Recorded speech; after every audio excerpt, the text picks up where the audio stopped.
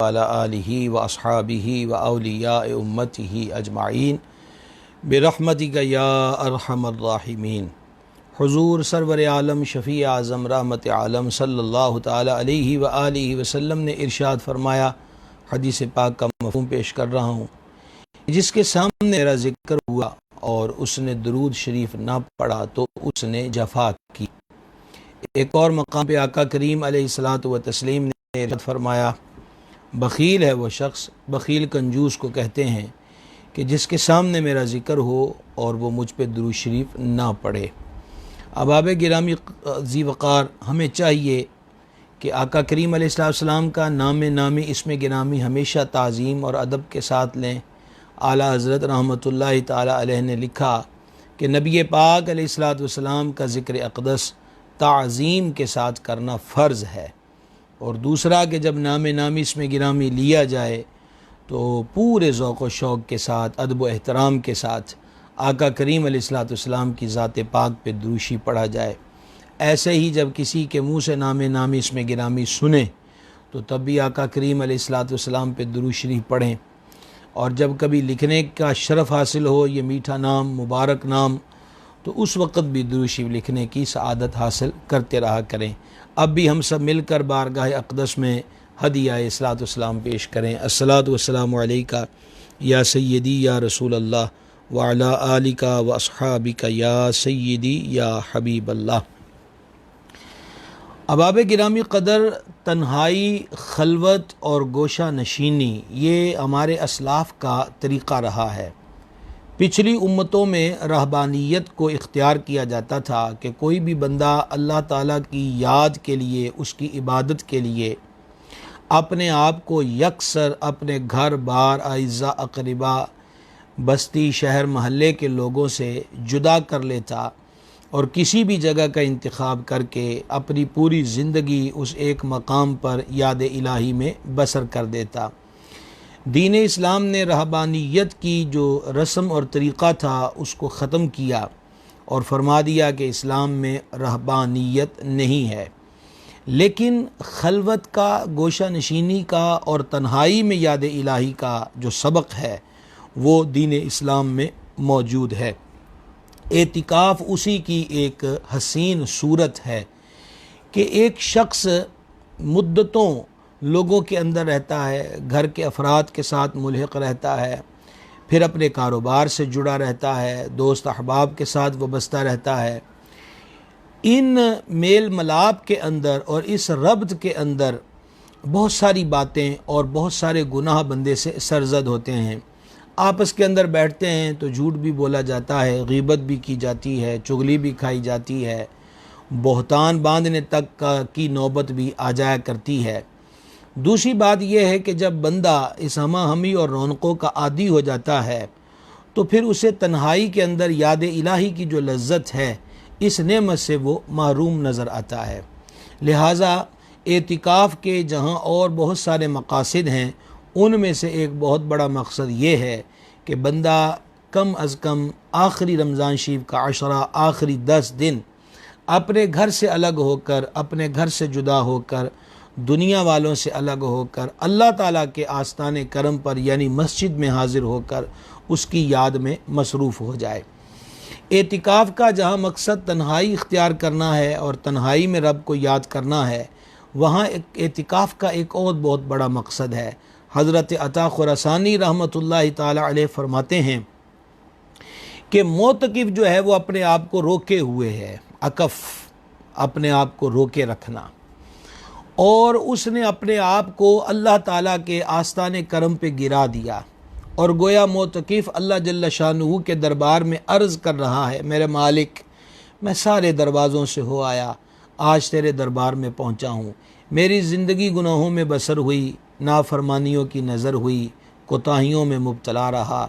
इसियाँ शिआरी जो है वो मेरी ज़िंदगी का एक लाजमी जुज़्व रहा। तेरी याद से गफलत बरती। अब मैं तेरे दरबार करम पे आ गया हूँ और अपने गुनाहों से माफ़ी चाहता हूँ, अपनी ख़ताओं पर तेरे दरबार में अफ़्व व दरगुज़र का सवाल करता हूँ, और मैं तब तक तेरे दरबार से न उठूँगा जब तक कि तू मेरी बख्शिश नहीं फरमा देता। काश कि हर मोतकिफ़ को ये सोच और ये हसीन तसव्वुर नसीब हो जाए और वो इसी हसीन तसव्वुर, सोच और फ़िक्र व ख़याल के अंदर एतिकाफ़ के अय्याम को गुजारे। और जब नीयत सादिक़ हो और बंदे का इरादा पुख्ता हो और फिर इस अज़म बिल जज़म के साथ वो अमली दुनिया के अंदर कदम रख दे, तो अर्शों का मालिक तो पहले ही फरमा चुका कि मेरा बंदा मेरी तरफ चल के आता है, मेरी रहमत दौड़ के उसकी तरफ जाती है। एतिकाफ़ एक पुरानी इबादत है। कुरान हकीम से हमें मालूम होता है कि एतिकाफ़ जो है वो सिर्फ़ इस उम्मत में नहीं बल्कि पिछली उम्मतों में भी किसी न किसी तर्ज तौर तरीक़े पर मुरव्वज था, राइज था। अल्लाह तबारक व तआला ने कुरान हकीम सूरतुल बकरा की आयत नंबर 125 में इरशाद फरमाया, वाहिदना इला इब्राहीम व इस्माईल अन तहिर बैतिय लित्ताइफीन वल आकिफीन वर्रुक्काइस सुजूद। और हमने ताकीद फरमाई इब्राहीम और इस्माईल को कि मेरा घर खूब सुथरा करो। और किन के लिए? लित्ताइफीन, तवाफ़ करने वालों के लिए, वल आकिफीन, और एतिकाफ़ करने वालों के लिए, वर्रुक्काइस सुजूद, और रुकू व सुजूद वालों के लिए। मुफ्ती अहमद यार साहब नईमी अलैहि रहमत फरमाते हैं कि मालूम हुआ कि मस्जिदों को पाक साफ़ रखा जाए, वहाँ गंदगी और बदबूदार चीज़ ना लाई जाए। ये सुन्नत अम्बिया अला नबील करीम व अलैहिस्सलातु वस्सलाम है। और ये भी इस आयत पाक से मालूम हुआ कि एतिकाफ़ इबादत है और पिछली उम्मतों की नमाज़ों में रुकू और सुजूद दोनों थे। ये भी मालूम हुआ कि मस्जिदों का मुतवल्ली होना चाहिए और मुतवल्ली सालिह परहेज़गार बंदा होना चाहिए। और मज़ीद उन्होंने लिखा कि तवाफ़ व नमाज व एतिकाफ़ बड़ी पुरानी इबादतें हैं जो ज़माना इब्राहीमी में भी मौजूद थीं। इस आयत पाक से जो अल्लाह करीम ने इरशाद फरमाया, और हमने ताकीद की इला इब्राहीम व इस्माईल, हज़रत सैयदना इब्राहीम व सैयदना इस्माईल अलैहिस्सलाम को अन तहिर बैतिया, कि वो मेरे घर को खूब सुथरा रखें। इससे एक और बात मालूम हुई कि मस्जिद को साफ़ सुथरा करना या मस्जिद की खिदमत करना, मस्जिद की देखभाल करना, मस्जिद को मुनव्वर और मुअत्तर रखना, इसके लिए अमली इक़दामात उठाना, ये कोई माआज़ अल्लाह मुलाज़मों, दुनियावी मुलाज़मों वाले काम नहीं है, या ये कोई कमतर काम नहीं है, या कोई नीच काम नहीं है कि ये कोई बंदा कहे कि मैं मस्जिद में झाड़ू कैसे दूँ, मैं मस्जिद को साफ़ कैसे रखूँ। याद रहे कि जहाँ बंदे ने इबादत करना होती है, जहाँ उसके दिल का माइल ब इबादत होना बड़ा ज़रूरी है, वहीं माहौल उसकी इस यकसुई पर बड़ा असर अंदाज होता है, मनफी भी और मस्बत भी। मिसाल के तौर पर एक बंदा ऐसी जगह पर बैठा है कि जहाँ बदबू है, ताफ़ुन है, अंधेरा है, गर्दो गुबार है, उसका जो दिल है वहाँ वहशत में मुब्तला होगा, दिल जमई और यकसुई उसको हासिल ना होगी। इसके बरअक्स माहौल खुशबूदार हो, जगह साफ़ सुथरी हो, रोशनी का मुनासिब बंदोबस्त हो, तो जहाँ उसका दिल माइल ब इबादत है, ये माहौल भी उसके लिए मुआविन साबित हुआ करता है। तो मस्जिदों की जो सफाई है, मैं गुजारिश करना चाहता हूँ कि मसाजिद की इंतज़ामिया में जो अफराद होते हैं या महल्ले इलाके के जो लोग उमरा होते हैं, वो हरगिज़ मत ये समझें, वो ठीक है कि मस्जिद के इंतज़ाम के लिए मस्जिद के अंदर खादिम का तयन किया जाता है, उसकी बाकायदा तनख्वाह मुकर्रर होती है, लेकिन अल्लाह के बंदे कभी भी अपने आप को इस लेवल पे मत समझें कि मैं मस्जिद की सफाई करूँगा तो मैं हूँ। बंदाओ साहिबो मोहताजो गनी एक हुए, तेरी सरकार में पहुँचे तो सभी एक हुए। याद रहे कि बहुत कदीमी बात नहीं, महसूस होता है कि अभी कल ही की बात है कि लोग अपनी मुश्किलात के हल के लिए अल्लाह ताला की बारगाह में दुआएं करते थे, मन्नतें तक मांगते थे कि हमारा फ़लाँ काम हो जाए तो हम मस्जिद में सफाई करेंगे, मस्जिद में झाड़ू देंगे। ये इस कदर लोग अपने जहनों को और अपने इरादों को मजबूत रखे हुए थे। बड़ा दुख होता है कि आज अगर कोई बंदा ये कहे कि मैं तो चौधरी साहब होता हूँ, मैं तो फ़लाँ साहब होता हूँ और मैं क्यों करूँगा, मस्जिद की सफ़ सीधी नहीं बिछी तो मौलवी साहब को झिड़क पिलाई जाए, खादिम को डांट डपट की जाए।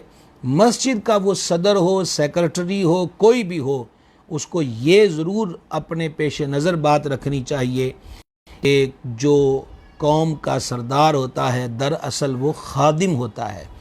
तो उससे बढ़कर सादतमंद बंदा कौन है जिसे अल्लाह के घर की खिदमत नसीब हो जाए। और हदीस शरीफ का मफहूम है कि जो मस्जिद की सफाई करे उसकी लाश गले और सड़ेगी नहीं। मस्जिद की सफाई पर यह अजर व सवाब है।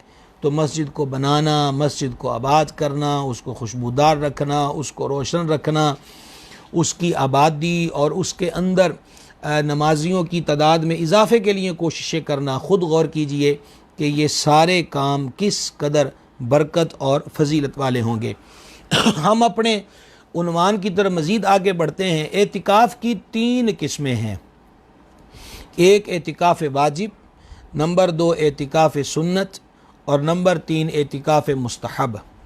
वाजिब एतिकाफ़ कौन सा होता है कि किसी बंदे ने मन्नत मांगी कि मेरा फ़लाँ काम हो जाए तो मैं इतने दिन का एतिकाफ़ करूँगा। ख़ा वो 1 दिन की मन्नत मांगे या वो 1 माह की मन्नत मांगे।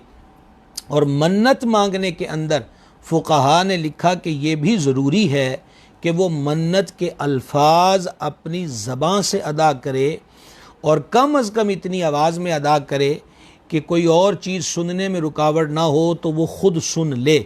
माज दिल के अंदर ख्याल या दिमाग के अंदर सोच आ जाने का नाम मन्नत नहीं होता। और क़ल्बो दिमाग में जो आया हुआ ख्याल है और बंदा समझ ले कि ये मन्नत हो गई, तो ख्याल का नाम मन्नत नहीं होता। और ऐसी मन्नत को पूरा करना भी बंदे पर वाजिब नहीं होता। तो अगर किसी ने ये मन्नत मांगी कि मेरा फ़लाँ काम हो जाए तो मैं इतने रोज़ एतिकाफ़ पर बैठूँगा, तो अब ये एतिकाफ़ उस पर वाजिब है कि जब उसकी मन्नत पूरी हो जाए तो वो उतने दिन का एतिकाफ़ करे। दूसरा एतिकाफ़ जो है वो है एतिकाफ़ सुन्नत। नबी मुकर्रम सल्लल्लाहु ताला अलैहि वालैहि वसल्लम ने 1 माह का एतिकाफ़ भी फरमाया। आका करीम अलैहिस्सलातु व तस्लीम ने 20 दिनों का एतिकाफ़ यानी 2 अशरों का एतिकाफ़ भी फरमाया। और जो हुज़ूर अलैहिस्सलाम की सुन्नत मुअक्कदा है वो रमज़ान शरीफ के आखिरी अशरे का एतिकाफ़ करना है। ये सुन्नत मुअक्कदा है। एतिकाफ़ वाजिब और जो एतिकाफ़ सुन्नत मुअक्कदा है दोनों के लिए रोज़ा शर्त है। रोज़ा न रखा तो एतिकाफ़ न हुआ, ये बात ज़हन नशीन रखिए। तीसरी चीज़ है मुस्तहब एतिकाफ़। उसके लिए न दिन की कोई क़ैद है, न रोज़ा होना कोई शर्त है, न उसके अंदर किसी टाइमिंग के बारे में कोई तयन है कि इतने वक्त में होगा।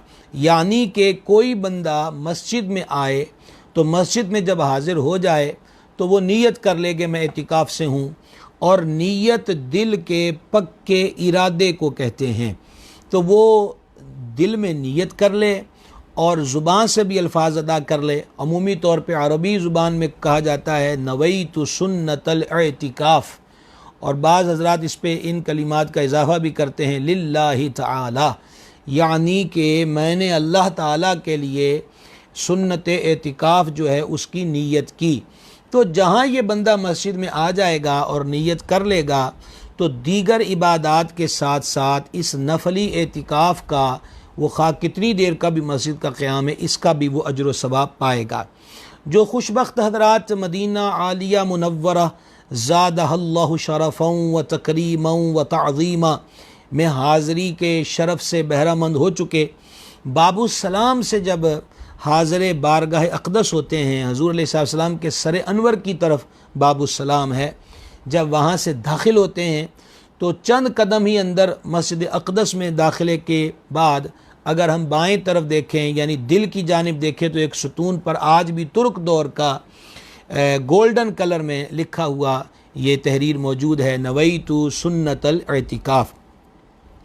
ये जो बताया आपको अभी कि नफली एतिकाफ़, मुस्तहब एतिकाफ़, ये इसके बेशुमार दीगर फ़वाइद भी हैं और आसानियाँ भी बंदे के लिए हैं। कोई भी बंदा हो उसको मस्जिद में खाना पीना, सोना, लेटना वग़ैरह वग़ैरह इन उमूर की इजाज़त नहीं कि मस्जिदें इन काम के लिए नहीं होती। तो जिसने एतिकाफ़ की नीयत की है तो उसको इस नीयत की वजह से ज़रूरतन खाने पीने की और सोने की शरई तौर पर इजाज़त होती है। हाँ, ऐसा हरगिज़ नहीं चाहिए कि खाने पीने की नीयत से ही बंदा एतिकाफ़ की नीयत करे मस्जिद में दाखिल होकर, बल्कि उसे चाहिए कि वो मस्जिद में दाखिल होकर अल्लाह के लिए ही एतिकाफ़ की नीयत करे, ज़िक्र अज़कार में मसरूफ़ रहे।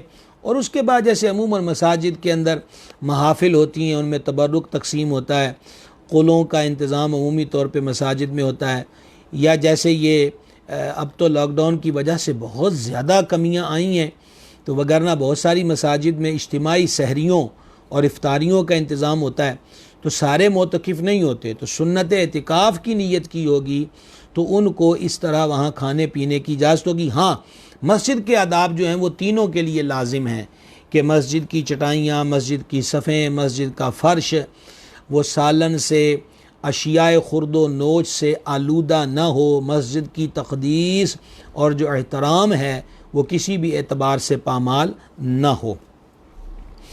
अच्छा, ये जो सुन्नत मुअक्कदा वाला एतिकाफ़ है, इस एतिकाफ़ की बहुत ज़्यादा फ़जीलत है। सबसे बड़ी फ़जीलत तो यही है कि ये जाने आलम सल्लल्लाहु ताला अलैहि वसल्लम की सुन्नत है।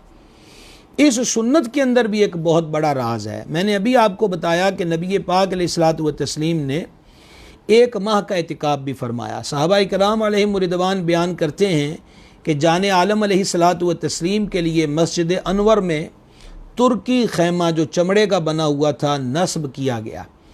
तो इससे ये मालूम हुआ कि मस्जिद में मोतकिफ़ को अगर वो यकसुई के हुसूल के लिए पर्दे लगाता है या खैमा लगाता है तो ये सुन्नत से साबित है, उसको इसकी इजाज़त है। नबी पाक अलैहिस्सलाम ने पहले 10 रोज़ का इतिकाफ़ किया, फिर दूसरे अशरे का इतिकाफ़ फरमाया मुत्तसिल, और जब तीसरे अशरे की इब्तदा हुई तो अल्लाह के हबीब करीम अलैहिस्सलातु व तस्लीम ने अपने रुख़ ज़ैबा की ज़ियारत से हाज़रीन को मुशर्रफ़ फरमाया और चेहरा पुरनूर खैमे से बाहर करके फरमाया कि मैंने पहले 10 दिनों में शब क़दर को तलाश किया और फिर दूसरे माह रमज़ान के 10 दिनों में शब क़दर को तलाश किया, और अब मुझे ये बताया गया है कि शब क़दर माह रमज़ान शरीफ के आखिरी अशरे की ताक़ रातों में है। तो जिसका एतिकाफ़ का इरादा हो वो हमारे साथ आए और एतिकाफ़ कर ले।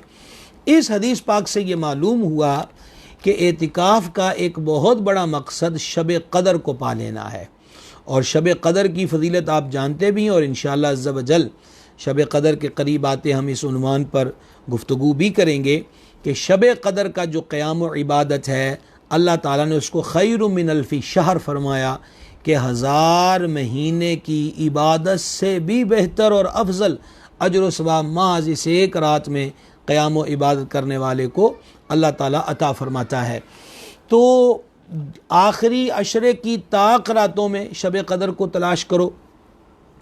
तो एतिकाफ़ वाले को शब क़दर का पा लेना आसान रहता है। घर में रहेगा, सोएगा, नहीं सोएगा, जाग भी रहा है। तो जिस तरह आज मोबाइल की कसरत है और नेट के जितने सोशल मीडिया के सोर्सेज हैं उस पर लोगों का वक्त सर्फ और ख़र्च होता है, तो क्या बईद है कि ये वक्त भी इसी तरह गुज़र जाए और शब क़दर आए और रुखसत हो जाए और बंदा इस सलामती और बरकत और बख्शिश और रहमत वाली रात की बरक़ात से महरूम रहे। तो जब वो बैठा ही अल्लाह के दरबार में होगा, उसके हुजूर हाजिर होगा, तो मिसाल के तौर पे मान लीजिए कि शब क़दर ताक़ रात में आई और वो तरावी वग़ैरह पढ़ के सोया, तो सोया कहाँ है? अल्लाह रब्बुल इज़्ज़त के घर में, यानी मस्जिद के अंदर। तो शब क़दर को पा लेना भी एतिकाफ़ के बुनियादी मकासद में से एक अहम तरीन मकसद है। एतिकाफ़ की फ़जीलत क्या है?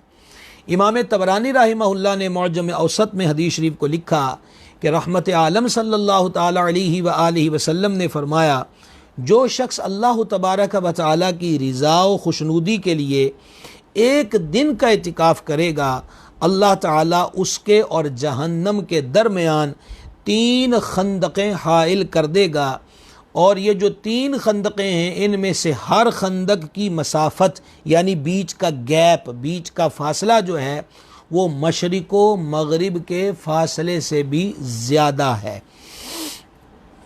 इमाम सयूती रहमहुल्लाह ने जामिउस सगीर में इस हदीस को नकल किया, इसको रिवायत किया। उम्मुल मुमिनीन मखदूमतुल मुस्लिमीन महबूबाए महबूब रब्बुल आलमीन सय्यदतुना सिद्दीक़ा बिन्ते सिद्दीक़ अकबर रदियल्लाहु ताला अन्हुमा ने कि नबी पाक अलैहिस्सलातु व तस्लीम ने इरशाद फरमाया, मन इअतकफ़ ईमानन व इहतिसाबन गुफ़िर लहू मा तक़द्दम मिन ज़ंबिही। जिस शख्स ने ईमान के साथ और सवाब हासिल करने की नीयत से एतिकाफ़ किया, उसके पिछले गुनाह बख्श दिए जाएंगे।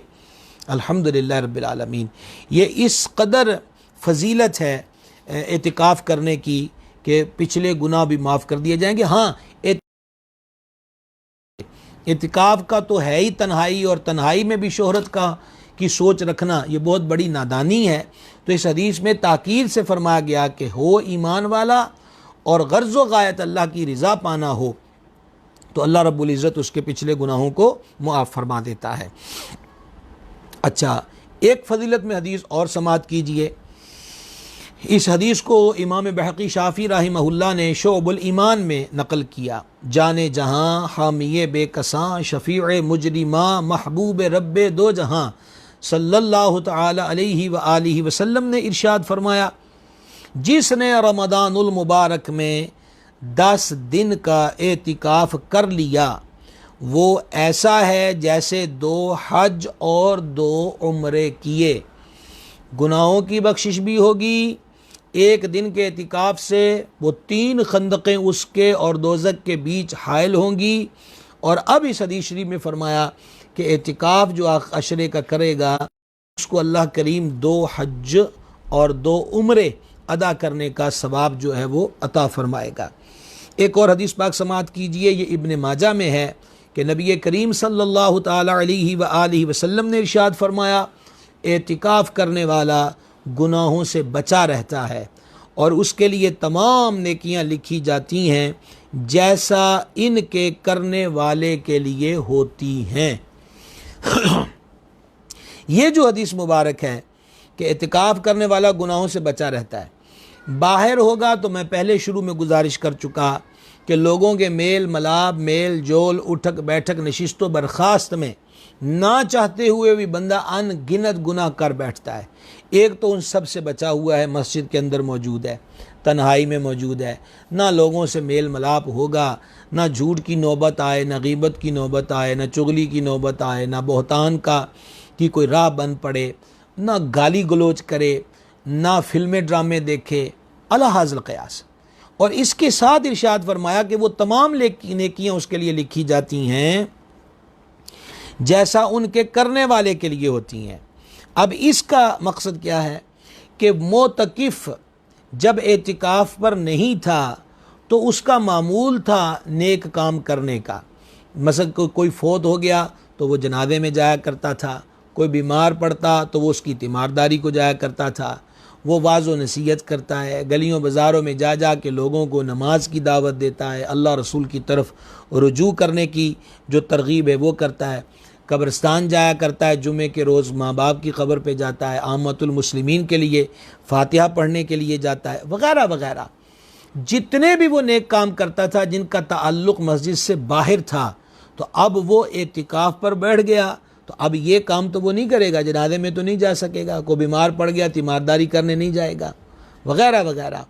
लेकिन एतिकाफ़ पर बैठा है तो जहाँ एतिकाफ़ का अलग से अजर व सवाब मिल रहा है, सुन्नत पे अमल का सवाब मिल रहा है, 2-2 हज और 2-2 उम्रों का सवाब मिल रहा है, उसके साथ साथ एतिकाफ़ पर बैठने की वजह से जो नेकियां करने का सिलसिला बाहर वाला रुका हुआ था, मालिक करीम उसको उस अजर से भी महरूम नहीं करता, बल्कि उसके लिए मुसलसल वैसे ही नेकियां लिखी जाती थीं जैसा कि वो बाहर नेक आमाल बजा लाया करता था।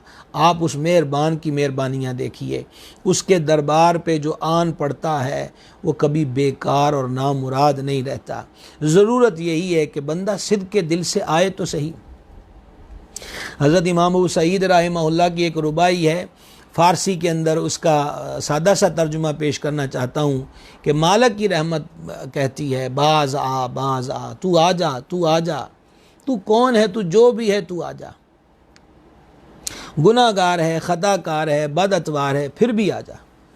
हत्ता कि तू काफिर व मुशरिक है और तौबा के इरादे से अब ईमान लाना चाहता है, आ जा। और तुमने अगर तौबा करके तोड़ दी, बार बार तौबा को तोड़ा है, तू तौबा शिकस्ती का मुर्तकिब होता रहा है, चल फिर भी आ जा, एक दफ़ा फिर आ, फिर तौबा करके तोड़ लिए, फिर आ जा, आ तो सही मेरे दरबार के अंदर, और तू आएगा तो फिर हमारी चौखट से महरूम कभी नहीं जाएगा। तो मोतकिफ़ीन जिन हजरात ने इरादे किए हुए हैं, जिन हमारी बहनों ने इरादे किए हुए हैं एतिकाफ़ पर बैठने के घरों के अंदर, सबसे गुजारिश है कि एतिकाफ़ को भी कोई फंक्शन और रस्म ना समझा जाए। एतिकाफ़ एक मकसदियत है, किसी चीज़ को पाने की, किसी चीज़ को हासिल करने की, और किसी चीज़ को झोली में डाल लेने की, और वो चीज़ मगफ़िरत है, रहमत है अल्लाह करीम की, उस अज़म के साथ बैठने का नाम एतिकाफ़ है।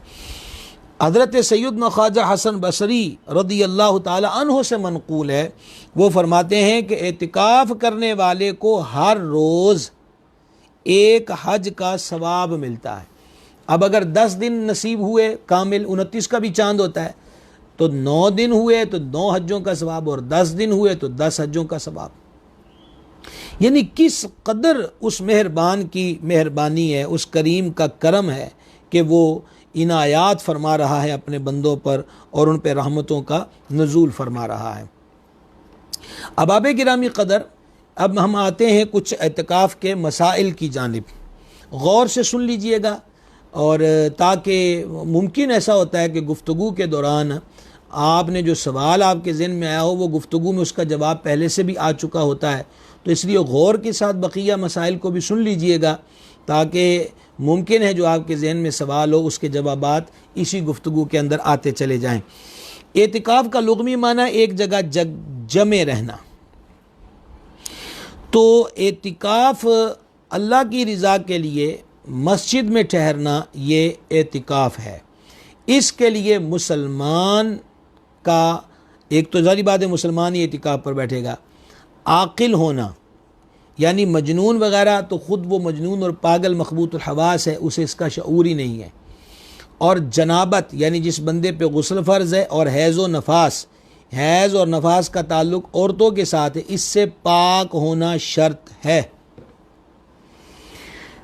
जिन मतलब के शोबा निसा की बात कर रहा हूँ कि कोई मुसलमान बहनें जो हैं वो एतिकाफ़ पर बैठना चाहती हैं, तो उनको अपनी आदात का और अय्याम का ख़ुद बखूबी इल्म होता है। अगर उनको इस बात का पूरा इल्म है कि अब 10 दिन एतिकाफ़ पर बैठेंगी तो 5 दिन गुजरेंगे, 6 दिन गुजरेंगे, 7 दिन गुजरेंगे, अला हाज़िल क़यास, चाहे 8 दिन गुजरने के बाद ही हो कि उनके मखसूस अय्याम शुरू हो जाएंगे, तो ज़ाहिर बात है कि जब मखसूस अय्याम शुरू हो गए, रोज़ा भी गया, रोज़ा गया तो एतिकाफ़ भी गया, तो लिहाजा वो एतिकाफ़ पर ना बैठें जिनको अपने इन अय्याम से पूरी आगही वाक़फ़ियत हासिल होती है। अच्छा, बहुत सारी इबादतों में बलूगत शर्त है, यानी नमाज के फ़र्ज़ होने के लिए बालिग होना, रोज़े के फ़र्ज़ होने के लिए बालिग होना, लेकिन एतिकाफ़ के अंदर बलूगत शर्त नहीं है। समझदार हो और वो तमीज़ रखता हो, मस्जिद के आदाब उसके पेश नज़र हों, शऊर वाला हो, अगरचे नाबालिग हो, तो वो भी एतिकाफ़ पर बैठ सकता है। अच्छा, हमने अल्हम्दुलिल्लाह आपके सामने जो किस्में हैं एतिकाफ़ की वो भी आपको अर्ज़ कर दी, और उनके जो किस्मों की जो वजाहत थी वो भी आपकी खिदमत में अर्ज़ कर दी। चूँकि मोतकिफ़ ने एतिकाफ़ करना है मस्जिद के अंदर, तो अब वो किसी मामूली जगह पर नहीं आया हुआ, वो अहकमुल हाकिमीन जल्ल शानु जब भी किसी के घर पे जाते हैं तो उस घर के माहौल और अदब आदाब और रस्म व रवाज और तरीक़ा कार को मलहूज़ रखते हैं। हत्ता कि हम सरकारी व गैर सरकारी दफातर के अंदर भी जाएं तो लै लिहाज, तमीज़ और एहसास, इन तमाम चीज़ों को पेश नज़र रखते हैं। कितने दुख की बात है कि एक दुनियावी अफसर के दफ्तर के अंदर जाना हो तो वहाँ पर सारी चीज़ों का पहले से ख्याल हो, मोबाइल ऑफ़ कर लिया जाए या साइलेंट कर लिया जाए, वहाँ पर बात जो है वो ऊंची नहीं करनी, उस अफसर के लहजे से उसकी बात को नहीं टोकना और कम बात करनी है और शुस्ता अंदाज के अंदर करनी है। ये वो चीज़ें हैं जो हम, क्योंकि सबब क्या है, हमें पता होता है कि मसलन एक जज साहब बैठे हुए हैं जनाब, और अगर कमरा अदालत में हमने ऐसी को बदतमीज़ी की तो तौहीन अदालत की दफ़ा भी उस पर लग सकती है, या उसको वो कहेंगे इसको कमरे से बाहर निकाल दो। तो हमें डर होता है कि अफसर बाबू साहब जो है वो नाराज़ ना हो जाए हमारी किसी हरकत से। कहाँ दुनिया के अफसर और कहाँ सारी कायनात का मालिक। क्या ये अदब व आदाब जब हम मस्जिद में हाज़िर होते हैं, हम अल्लाह तबारक व तआला की बारगाह को भूल जाते हैं कि हम किसके दरबार में आए हैं, किसकी बारगाह के अंदर हाज़िर हैं। अगरचे उसके जलवे, उसका नूर हर जगह मौजूद है, लेकिन जगहों का तयन जब किया जाता है उसकी खासियत होती है, फिर उसके मुतालिका मसाइल बदल जाया करते हैं, अहकाम बदल जाया करते हैं। देखिए ना कि जमात के साथ नमाज़ पढ़ी फजीलत ज़्यादा है तनहा पढ़ने से, तो ख़ुद अंदाज़ा कीजिए कि उस मस्जिद की फजीलत व बरकत क्या है। तो बहरहाल मोतकिफ़ को सबसे पहले जहाँ अपनी नीयत को दुरुस्त करना ज़रूरी है कि वो शोहरत के लिए, नमूद के लिए, दिखलावे के लिए इतिकाफ़ पर ना बैठे, वहाँ उसे सबसे ज़्यादा ज़रूरी जो अगली बात है वो ये है कि वो मस्जिद के आदाब अपने सामने ज़रूर रखे कि अल्लाह तबारक व तआला जल्ल शानुहु के दरबार में उसने 10 दिन जो हैं वो गुजारने हैं। वो अपनी कैपेसिटी देख ले। मैं ये नहीं कहता कि वो इतिकाफ़ पर ना बैठे, ये क्यों कहें, बल्कि यूँ कहना चाहिए कि वो तमाम बेअदबी की कैफियत को तर्क करके बाअदब होकर ये 10 दिन अल्लाह तबारक व तआला की बारगाह के अंदर गुजारे। मस्जिद के अदाब के सिलसिले में कुछ हदीसें आपके गोश गुजार करूँ। इमाम बहक़ी रहमहुल्लाह ने शोबुल ईमान में इसको नकल किया। हज़रत सैयदना ख्वाजा हसन बसरी रदी अल्लाह ताला अन्हु से रिवायत है कि नबी मुकर्रम शफ़ी आज़म रहमत आलम अलैहिस्सलातु वस्सलाम का फरमान है, लोगों पर एक ऐसा ज़माना आएगा कि मसाजिद में दुनिया की बातें होंगी, तुम उनके साथ मत बैठो, क्योंकि अल्लाह को ऐसे लोगों की कोई हाजत नहीं। हज़रत मुफ्ती अहमद या खान नेमे रहमत फरमाते हैं, अल्लाह को तो हाजत किसी की भी नहीं है। तो इससे क्या मुराद? उन्होंने कहा मुराद ये है कि अल्लाह उन पर करम ना करेगा, वरना रब को किसी बंदे की ज़रूरत नहीं, वो ज़रूरतों से पाक है।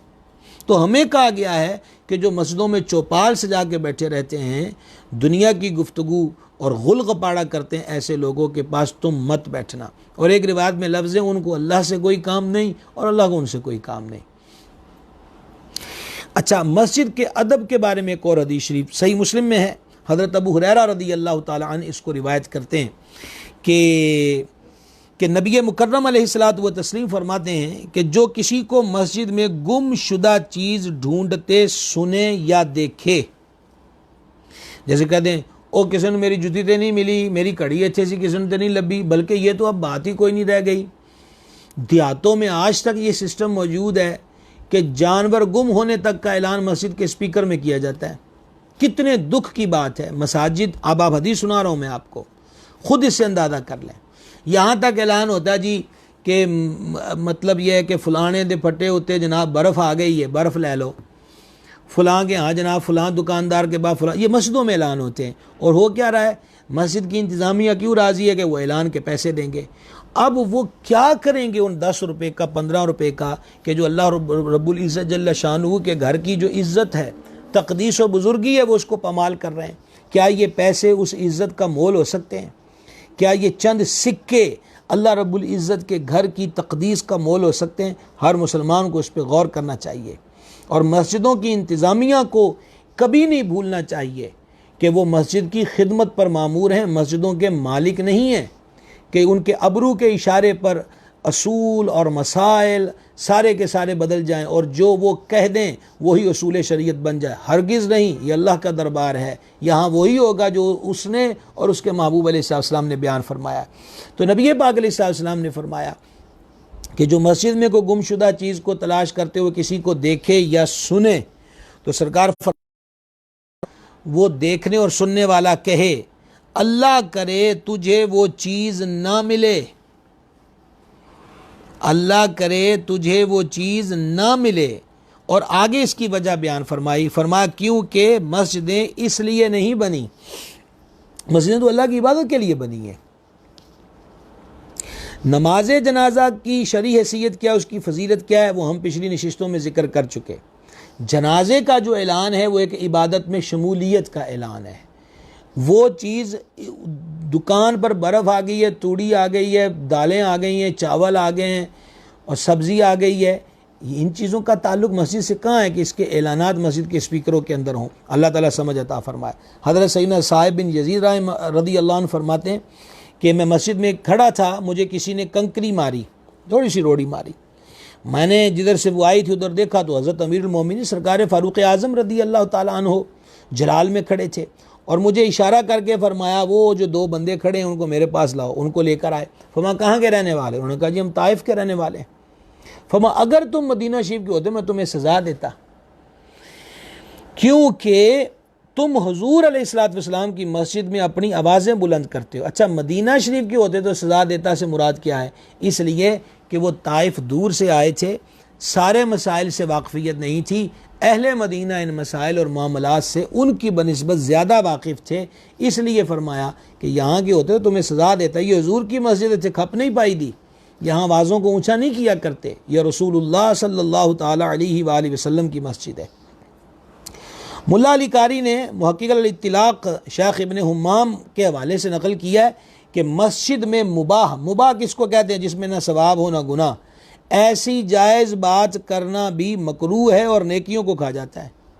आला हज़रत इमाम अहले सुन्नत मुजद्दिद दीन व मिल्लत अशा इमाम अहमद रज़ा क़ादरी रहमतुल्लाह अलैह लिखते हैं, जो मस्जिद में दुनिया की बात करे अल्लाह उसके 40 बरस के नेक अमाल बर्बाद कर दे। सैयद अनस बिन मालिक रज़ी अल्लाह ताला अन्हु से मरवी है, हुज़ूर नबी करीम सल्लल्लाहु ताला अलैहि वसल्लम ने इरशाद फरमाया, अद्दाहिकु फिल मस्जिदी ज़ुल्मतुन फिल क़ब्र, कि मस्जिद के अंदर हंसना कब्र में अंधेरा लाता है। तो ये हंस हंस के बातें करना, मस्जिद में कहकहे छोड़ना और मस्जिद के अंदर इस किस्म की हरकतें करना, ये अपनी कब्र में अंधेरा बढ़ाने का सबब है। तो मोतकिफ ऐसा ना हो कि करम की बरखा और रहमत की भीख की बजाय वो कब्र के अंधेरे ज़्यादा से ज़्यादा बढ़ाने वाली जो बात है वो समेट कर आए। तो इस बात का सबसे ज़्यादा लिहाज जो है इसको पेश नज़र रखना ज़रूरी है। आला हज़रत रहमत ने नकल किया है कि मरवी हुआ कि एक मस्जिद अल्लाह तबारक व तआला के हुजूर शिकायत करने चली कि लोग मुझ में दुनिया की बातें करते हैं। मलाइका उसे आते हुए मिले और बोले, हम इन यानी ये जो जिनकी तू शिकायत लगाने चली है, इन मस्जिद में बातें करने वालों के हलाक करने को भेजे गए हैं। अल्लाह अकबर कबीरा।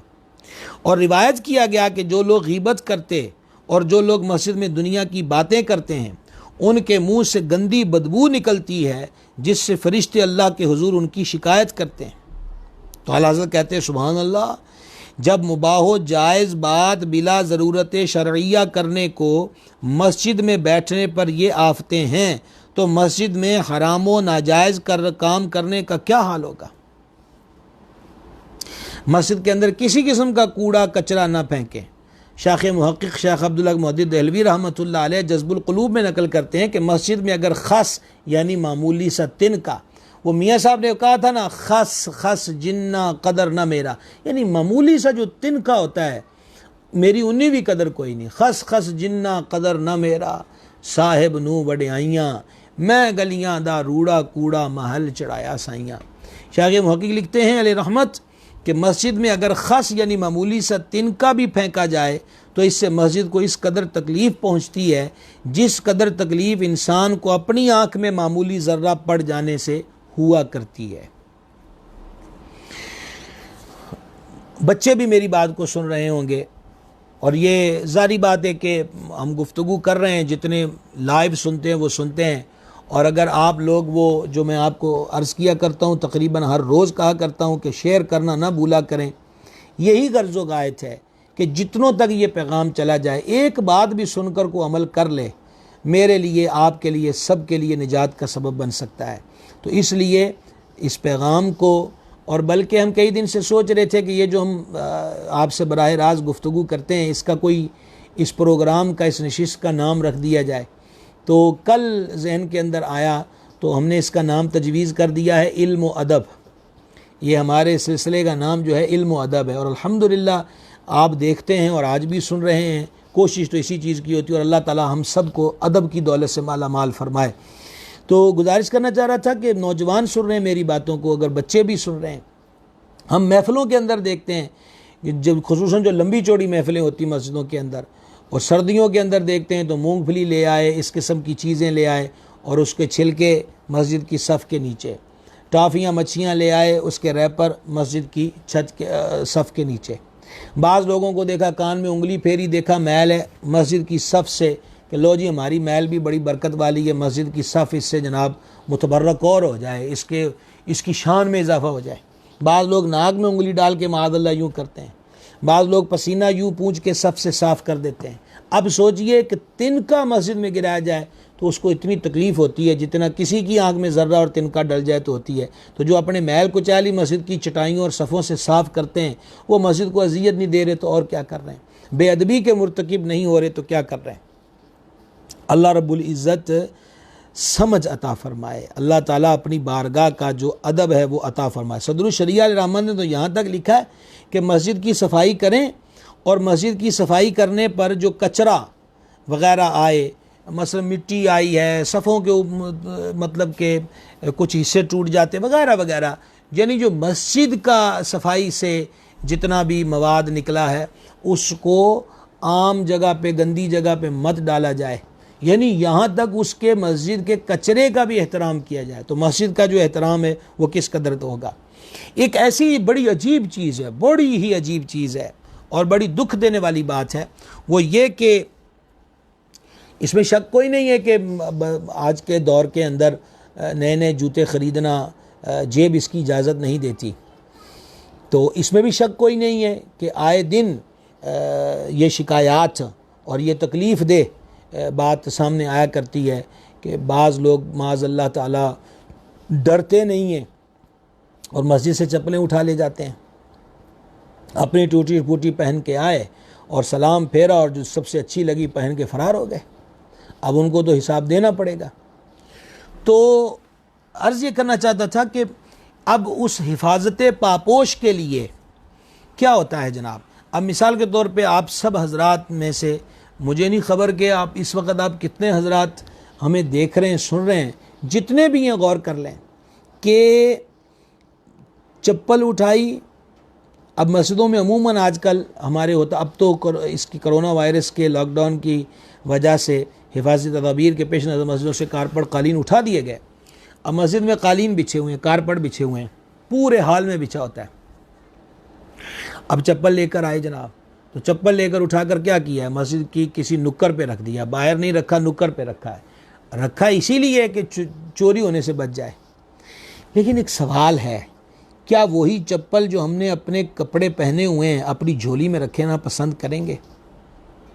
हमारी जेब के अंदर जो रुमाल है जिससे मुंह साफ करते हैं, वही चप्पल जेब से रुमाल निकाल कर उस पर रखना पसंद करेंगे? हमने अगर किसी ने साफ़ा या चादर वगैरह ली हुई है तो क्या अपनी चादर के ऊपर वही चप्पल रखना गवारा करेंगे, पसंद करेंगे? कोई है ऐसा बंदा? कोई भी पसंद नहीं करता। तो फिर मस्जिद का कालीन इतना हकीर हो गया माज़अल्लाह, और मस्जिद का फ़र्श हमारे कपड़ों और हमारी जेबी रुमाल से भी इतना माज़अल्लाह कमतर हो गया कि हम अपने पहने हुए इस्तेमाल शुदा बाहर की गर्द गुबार और गलाज़त भी हो सकती है उसको लाके मस्जिद के अंदर रख देते हैं।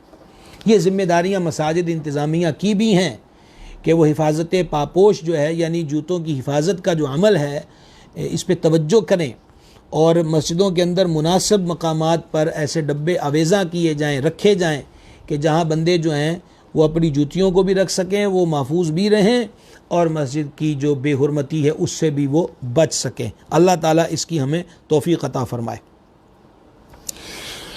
सैयदी आला हज़रत अदब अदब अदब इश्क इश्क इश्क और मोहब्बत का नाम इमाम अहमद रज़ा है।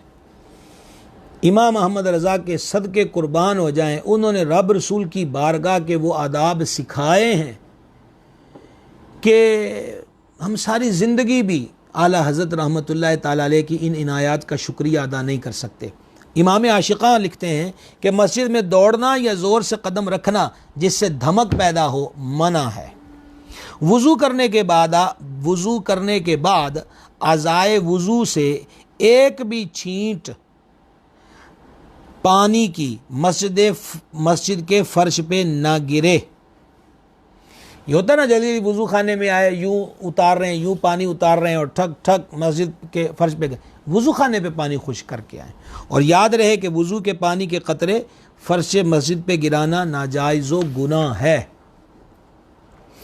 फिर आला हज़रत फरमाते हैं मस्जिद के एक दर्जे से दूसरे दर्जे के दाखिले के वक़्त मक़सद सैन में आए, बरामदे में आना, बरामदे से आना, अंदर जाना है हाल के अंदर, तो सीधा कदम बढ़ाया जाए। हत्ता कि अगर सब बिछी हुई है तो जो पहली सब पे कदम रखा वो भी पहला रखें, और जब वहाँ से हटे तब भी सीधा कदम फर्श मस्जिद पे रखें। मस्जिद में अगर छींक आए तो कोशिश करें कि आहिस्ता आवाज़ निकले। इसी तरह खांसी हो तो इसमें भी कोशिश करें कि आवाज़ को दबाया जाए।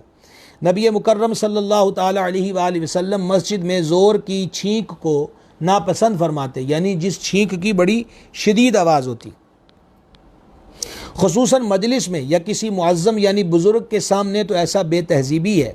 हदीस में है एक शख्स ने दरबार अक़दस सल्लल्लाहु ताला अलैहि वसल्लम में डकार ली। अब कई लोग डकार जो है आवाज़ दबी खुची भी हो तो वो भी निकाल लेते हैं, वो पूरा कहते हैं कि जनाब 8-10 साउंड के डब्बों वाली आवाज़ निकले ताकि पता चले कि हज़रत जो हैं वो पूरे सैर हो चुके हैं। तो किसी ने हुज़ूर सल्लल्लाहु अलैहि वसल्लम के सामने डकार ली। नबी पाक सल्लल्लाहु अलैहि वसल्लम ने फरमाया, हमसे अपनी डकार दूर रख कि दुनिया में जो ज़्यादा मुद्दत तक पेट भरते थे वो क़यामत के दिन ज़्यादा मुद्दत भूखे रहेंगे। और जमाही, जिसको हम बासी कहते हैं अपनी आम पंजाबी बोली में, आला हज़रत फरमाते हैं और जमाही में आवाज़ कहीं भी नहीं निकालनी चाहिए। अगर मस्जिद से बाहर तन्हा हो, अगरचे मस्जिद से बाहर तन्हा हो, वहाँ भी आवाज़ ना निकाले कि ये शैतान का कहका। बड़े बड़े लोग तवज्जो नहीं करते, ओ वाह, मुँह के ऐसे ऐसे जाविये एंगल बनाते हैं कि अलमान वल हफीज़। अजनबी बंदा देख के तो वैसे डर जाए कि पता नहीं इस पे जिन्नात का असर हो गया है कि किस किस्म की ये आवाज़ें निकाल रहा है। आप जानते हैं कि ये का मुँह को 10-15 जावियों में चंद सेकंडों के अंदर जो फेर लेना है और का की आवाज़ें निकालना है। हदीस शरीफ में फरमाया ये शैतान का कहकहा है। फरमाया जब जमाही आए तो मुँह को बंद रखे हत्तुल इम्कान, क्योंकि रिवायतों में जिक्र है कि मुंह खोलने से, जमाही में मुंह खोल लेना, इससे शैतान मुंह में थूक देता है। और अगर ज़ब्त ना हो सके तो ऊपर के दांतों से नीचे के होंठ दबा लें अपने दांतों के साथ, और इस तरह भी ना रुके तो हत्तुल इम्कान मुंह कम खोलें और उल्टा हाथ उल्टी तरफ से मुंह पे रखें, चूँकि जमाही शैतान की तरफ से है। और देखिए आप गौर करें आला हज़रत पे कि जब भी वो बशरी तकाज़ों की बात करते हैं और उसमें बशरी तकाज़ों और इनकी तबीयत की कमज़ोरियों की बात करते हैं, तो साथ साथ उम्मत को ये भी बताते चले जाते हैं कि ख़ास ही होते हैं, रब के महबूब ही होते हैं, उसके प्यारे ही होते हैं, कहीं उनको अपनी ज़ातों पे क़यास मत करना। इमाम आशिक़ा फरमाते हैं और अम्बिया किराम अलैहिमुस्सलातु वस्सलाम इससे महफूज हैं, लिहाजा जमाही आए तो ये तसव्वुर करें कि अम्बिया किराम अलैहिमुस्सलातु वस्सलाम को जमाही नहीं आती, इंशाअल्लाह फ़ौरन रुक जाएगी। मस्खरापन वैसे ही ममनू है और मस्जिद में सख्त नाजायज़। फिर फरमाते हैं मस्जिद में हंसना मना है कि क़ब्र में तारीकी यानी अंधेरा लाता है। मौका के लिहाज से तबस्सुम यानी मुस्कुराने में हरज नहीं, मुस्कुराना सुन्नत है। मस्जिद के फ़र्श पे कोई चीज़ न फेंकी जाए बल्कि आहिस्ता से रखी जाए। अब चादर है, जैकेट है, जर्सी है, वास्कट है, हज़रत ने वज़ू फरमाना है तो वो सारी चीज़ें उतारी और यूँ करके मस्जिद में फेंक दी। फेंकी ना जाए, रखी जाए। सदरुल शरिया ने लिखा लोग गर्मियों में पंखा झर रहे होते हैं, पखियाँ जो होती थी, तो जब जमात खड़ी हो तो उसको फेंकते हैं। कहा इतनी आवाज़ भी मस्जिद के अंदर नहीं पैदा होनी चाहिए, इस तरह भी नहीं फेंकना चाहिए। आला हज़रत रहमतुल्लाहि ताला अलैह फरमाते हैं कि गर्ज़ मस्जिद का एहतराम हर मुसलमान पर फ़र्ज़ है। किबले की तरफ पाँव फैलाना तो हर जगह मना है, मस्जिद में किसी तरफ ना फैलाए कि ये खिलाफ़ अदब दरबार है। हज़रत इब्राहीम बिन अदहम रहमतुल्लाह अलैह मस्जिद में तन्हा बैठे थे, पाँव फैला लिया। अब ज़रा गौर करें उसके दोस्तों की बात। मस्जिद में तन्हा बैठे थे, कदम दराज कर लिए, और जब कदम दराज कर लिए तो गोशाए मस्जिद से, यानी मस्जिद के किसी एक कोने से हातिफ ने आवाज़ दी, और जुबले सुनिए वो आवाज़ क्या थी। ये इसी पर मैं कितनी देर हो गई आपसे मैं वे गुफ्तगू हूँ, और वही बात यहाँ पर आ गई कि इब्राहिम बिन अदम ने पाँव फैलाए मस्जिद में, तो मस्जिद के गोशे से आवाज़ आई, और आवाज़ क्या थी? इब्राहिम बादशाहों के दरबार में यूं बैठते हैं? अल्लाह अकबर कबीरा। ये आवाज़ सुनी, फ़ौरन पाँव समेटे, और ऐसे समेटे कि वक्त इंतकाल ही फैले। फिर कभी उन्होंने अपने पाँव को इस तरह दराज नहीं किया। ये अल्लाह वाले हुए हैं, ऐसे ही इनके दरबारों पे चिराग नहीं जलते, दुनिया यूं ही भाग भाग कर इनकी चौखट पर नहीं जाती, वगरना बड़े बड़े उमरा, बड़े बड़े ओहदेदार, बादशाह, राजे महाराजे, उनकी खबरें जो हैं निशान मिट रहे हैं, तख्तियाँ उधड़ रही हैं, सिल्लें मुंतशिर हो रही हैं, सफाई करने वाला कोई नहीं है, रोशनी का निशान तक नहीं है। मखमली गद्दों पे आराम करने वाले, बुलंद वाला महल्लात में ज़िंदगी बसर करने वाले, उनकी कब्रों की शिकस्तगियाँ बताती हैं कि अंजाम कार क्या होता है। और अल्लाह वालों के मज़ारों पे जारूब कशी, उनकी तुरबत पे चादर, खुशबू के बबूके, चरागों की रोशनाई, फूलों की कसरत और तिलावत कुरान और दुरूद व सलाम की आवाज़ें बताती हैं कि अल्लाह गनी शान वली, राज दिलों पर दुनिया से चले जाएं पर हुकूमत नहीं जाती। तो अहबाब गिरामी क़दर, ये चंद बातें मस्जिद के एतबार से आपकी खिदमत में अर्ज़ की हैं, और मौजू तो ये बड़ा तवील है, और एक दो मसले मज़ीद मैं आपकी खिदमत में एतिकाफ़ के हवाले से अर्ज़ करना चाहता हूँ कि मस्जिद से मोतकिफ बाहर नहीं निकलेगा। यहाँ पर आपकी एक तवज्जो बड़े ख़ास मसले की तरफ दिलाना चाहता हूँ, गौर फरमाइएगा। बिस्मिल्लाहिर्रहमानिर्रहीम।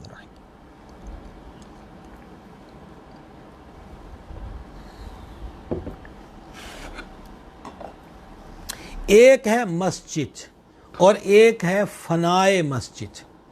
मिसाल के तौर पे जहाँ से हम जूतियाँ उतारते हैं उसके आगे से हदबंदी शुरू होती है। आप कह लें मस्जिद का सहन आ गया, आगे उसका बरामदा आ गया, फिर उसका हाल आ गया, ये सारा हिस्सा मस्जिद कहलाता है। जूतियाँ उतारने की जगह, जहाँ वज़ू करते हैं वो जगह, जहाँ वो जो वाशरूम बने हुए हैं वो जगह, मस्जिद की चार दीवारी बाउंड्री के अंदर जो सफ़े वगैरह सामान रखने का स्टोर है वो जगह, अज़ान पढ़ने का जो हुजरा है वो जगह, मौलाना साहब हाफिज़ साहब का जो हुजरा बना है वो जगह, जो मस्जिद की बाउंड्री के अंदर है, उसको फनाए मस्जिद कहते हैं। यानी कि अहकाम मस्जिद, मिसाल के तौर पे मस्जिद में जूते लेकर अंदर नहीं जा सकते। अब ये जो फनाए मस्जिद है, वज़ू खाना है, दीगर मकामात जो गिनवाए मैंने, यहाँ ऐसा कर सकते हैं।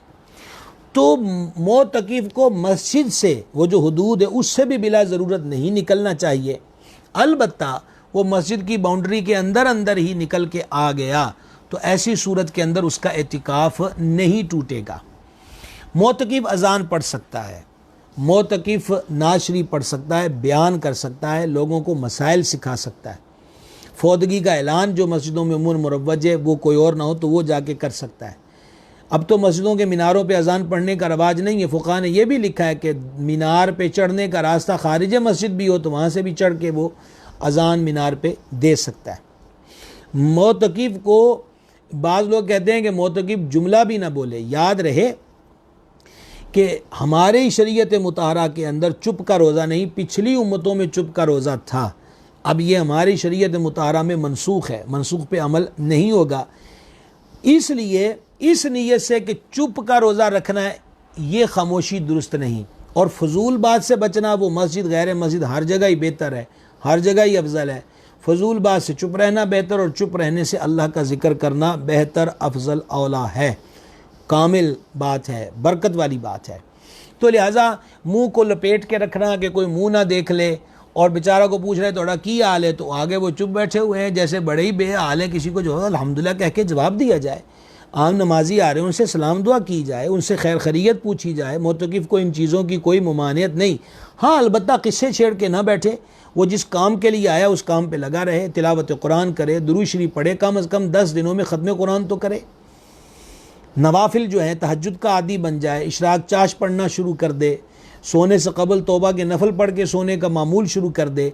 यानी कि वो गया है तो क्या था, आया है तो क्या है, इसमें फ़र्क वाज़े तौर पे उसको ख़ुद अपनी ज़िंदगी के अंदर नज़र आना चाहिए। अच्छा, कुछ ज़रूरतें हैं जिनकी वजह से वो मस्जिद से बाहर भी निकलता है तो उसका एतिकाफ़ नहीं टूटता। मिसाल के तौर पर जिस मस्जिद में बैठा है, अब ये भी एक मसला है, सबसे अफजल यह है कि हरम मक्का हरम मदीना में एतिकाफ़ नसीब हो, उसके बाद मस्जिद अक्सा है, फिर बाकी जामिया मस्जिद जो बड़ी होती हैं। अच्छा, एतिकाफ़ के लिए जामिया मस्जिद होना शर्त नहीं है कि वहाँ जुमा होता हो, नंबर एक। नंबर दो, वहाँ अगर फ़ुक़हा ने लिखा है कि अगर ऐसी भी मस्जिद महल्ले के अंदर मौजूद है कि जहाँ इमाम ही मुकर्रर है, बस कोई आया, किसी ने पढ़ दी, किसी ने पढ़ा दी, हो गई, वहाँ भी एतिकाफ़ हो सकता है। तो उस मस्जिद में जुमा नहीं होता, बाजू की किसी मस्जिद में जुमा होता है, तो मोतकिफ़ जुम्मे के लिए एतिकाफ़ वाली मस्जिद से उस मस्जिद में जा सकता है अगर उसकी उस मस्जिद में जुमा ना होता हो। लेकिन फ़ुक़हा ने कहा है कि वो सिर्फ इतने टाइम पर जाए कि खुतबे से पहले 4 सुन्नतें पढ़ सके, फिर वो खुतबा सुने और जुमा पढ़े, और बाद की जो रकतें हैं 4 सुन्नतें और 2 सुन्नतें और 2 नफल जो हैं पढ़ कर इतने टाइम पर वो रुक सकता है, पढ़ के वापस मस्जिद के अंदर आ जाए। एक तो ये भी शरई तौर पर उसको इस चीज़ की इजाज़त है। अच्छा, नंबर 2, अगर उस मस्जिद में जमात नहीं होती तो जमात के लिए दूसरी मस्जिद में न जाए। फ़ुक़हा ने लिखा वो वहीं पर जाए, अकेला ही पढ़ दे, अजान पढ़े, इकामत पढ़े, नमाज पढ़े। नंबर 3, हाजत तबई के लिए भी इजाज़त है। मिसाल के तौर पे मस्जिद के अंदर वाशरूम वगैरह नहीं है, तो और गली महल्ले में करीब या कुछ फासले पर उसका घर मौजूद है, तो तबई हाजत के लिए, पेशाब वगैरह के लिए अगर मस्जिद में वाशरूम नहीं है, ये मैं बुनियादी मसले आपकी खिदमत में अर्ज़ कर रहा हूँ, तो मोतकीफ़ वहाँ भी जा सकता है। लेकिन आते जाते ना रुके, ना ये नहीं है कि किसी से फ़लसफ़े छेड़ के बह जाए कि मैंने तो 3 दिन हो गए बिछड़ियाँ तोड़े तो 10 रुपये महल्ले के की हालात ने, तो वो महल्ले की हालात की खबरगिरी में ना लगे, एतिकाफ़ टूट जाएगा, हालात का पता चल जाएगा, एतिकाफ़ टूट जाएगा। तो ये हाजत तभी इस एतबार से वो वहाँ पर जा सकता है। एक तो चीज़ ये हो गई। अब ये सुनिए कि किन चीज़ों से एतिकाफ़ टूट जाता है। एतिकाफ़ वाजिब में मोतकिफ़ को, जो एतिकाफ़ वाजिब शुरू में बताया था, मस्जिद से बग़ैर उज़र निकलना हराम है, और अगर निकला तो एतिकाफ़ टूट गया, अगरचे भूल कर निकला हो। यूँ ही रमज़ान मुबारक के आखिरी अशरे का एतिकाफ़ सुन्नत भी बग़ैर उज़र से मस्जिद से निकला तो उसका एतिकाफ़ टूट जाएगा। मस्जिद से निकलना उस वक़्त कहा जाएगा कि जब पाँव मस्जिद से इस तरह बाहर हो जाएं कि उसे उर्फ़न मस्जिद से निकलना कहा जा सके। और अगर सिर्फ वो मस्जिद के अंदर ही खड़ा था, सार उसने बाहर निकाला है, तो इस सार निकालने की वजह से उसका एतिकाफ़ नहीं टूटा। अच्छा, अगर मोतकिफ़ का एक मोटा असूल है कि वो तमाम उमूर जिनसे रोज़ा टूट जाता है, एतिकाफ़ भी टूट जाता है। चूँकि इसमें यानी एतिकाफ़ में रोज़ा शर्त है, इसलिए एतिकाफ़ टूट जाता है, खा ये रोज़ा किसी उज़र से तोड़ा हो या बिला उज़र, जानबूझकर तोड़ा हो या गलती से टूटा हो, हर सूरत में एतिकाफ़ टूट जाता है। अगर भूल कर कुछ खा पी लिया तो ये तो मसला रोज़े के बारे में है कि भूल कर खाया पिया तो इससे रोज़ा नहीं टूटता, तो जब रोज़ा नहीं टूटा तो उसका एतिकाफ़ भी नहीं टूटेगा। मस्जिद में सोया हुआ था, उस पर गुस्ल फ़र्ज़ हो गया, तो गुस्ल फ़र्ज़ होने से ना रोज़ा टूटता है और ना ही बंदे का एतिकाफ़ टूटता है। ये बात भी ज़हन नशीन रखिए। अल्लाह अकबर कबीरा। मर्ज़ के इलाज के लिए मस्जिद से निकलेगा तो एतिकाफ़ टूट जाए। खुदा ना करे उसकी तबीयत मस्जिद में बिगड़ गई, हॉस्पिटल ले जाना पड़ा, तो अगरचे ये उसका इख्तियारी तो नहीं था, लेकिन बहरहाल इससे इसका एतिकाफ़ टूट जाएगा। अगर डूबने या जलने वाले को बचाने के लिए मस्जिद से बाहर गया, गवाही देने के लिए, या जिहाद में सब लोगों का बुलावा हुआ और ये भी निकला, या मरीज़ की इयादत के लिए गया, या नमाज जनाजा के लिए गया, अगरचे कोई दूसरा पढ़ने वाला ना हो, तो इन सब सूरतों में एतिकाफ़ फासिद हो गया। बहुत सारे मोतकिफ़ीन के बारे में हमारे पास पिछली मुद्दतों में सवालात आते रहे कि एतिकाफ़ पर बैठे वालिदा फ़ौत होगी, वालिद फ़ौत हो गए, भाई, चचा, ताया, करीबी, अजीज़, रिश्तेदार, दोस्त को फ़ौत हो गया, तो अब क्या किया जाए जनाब। अब वो जनाजे में जाएगा तो एतिकाफ़ उसका टूट जाएगा। ये बात ज़हन नशीन रखिए, जनाजे में जाएगा, बाहरी उसको निकलना पड़ेगा, इन सूरतों में उसका एतिकाफ़ टूट जाएगा। अच्छा, अब आ जाते हैं औरतों के लिए कि जो औरतें हैं वो एतिकाफ़ जो है वो किस तरह करेंगे। मैंने एक दिन गुजारिश की थी कि मस्जिद बैत यानी घर की मस्जिद, तो ये जहन बन जाए, ये सोच बन जाए। मेरी उस दिन की गुजारिश के बाद मेरी अहबाब ने मुझे बताया और मुझे बड़ी खुशी हुई है, और यही बातें हमारे ज़ौक़ व शौक़ में इजाफे का सबब बनती हैं कि कई लोगों के घर बन रहे थे तो कहा कि तुमने वो उस दिन गुफ्तगू में तवज्जो दिलाई तो हमने नीयत कर ली और अपने घरों के अंदर हमने दौरान तमीर ही जगह नमाज के लिए, अगरचे ये हज़ारों सैकड़ों नहीं, चंद अफराद की मैं बात आपकी खिदमत में कर रहा हूँ, और अगर आप ये पैगाम बढ़ाते रहेंगे तो ये हज़ारों तक भी चले जाएंगे इंशाअल्लाह ताला। अल्लाह ताला अमल की तौफीक अता फरमाए। तो अगर नमाज पढ़ने की जगह घर के अंदर मखसूस नहीं है, जिसे मस्जिद बैत कहते हैं, तो फिर घर के अंदर जो बीबियाँ हैं वो एतिकाफ़ नहीं कर सकती। हाँ, अब जगह मखसूस कर लें तो अब वो घर के अंदर एतिकाफ़ कर सकती हैं। जिस तरह मर्द को मस्जिद से निकलने से एतिकाफ़ टूट जाता है बिला ज़रूरत, अब देखें वज़ू की ज़रूरत है वो जाएगी, वाशरूम जाने की ज़रूरत है वो जाएगी, इन तमाम ज़रूरतों के अंदर वो अपने खैमे से निकल कर निभाए वापस अपनी उस हुदूद से जो मस्जिद बैत है, उस हुदूद से बग़ैर इजाज़त शरइया के और जो ज़रूरतें बयान हो चुकी मुख्तसरन निकलेंगी तो उससे एतिकाफ़ फासिद हो जाएगा, एतिकाफ़ टूट जाएगा।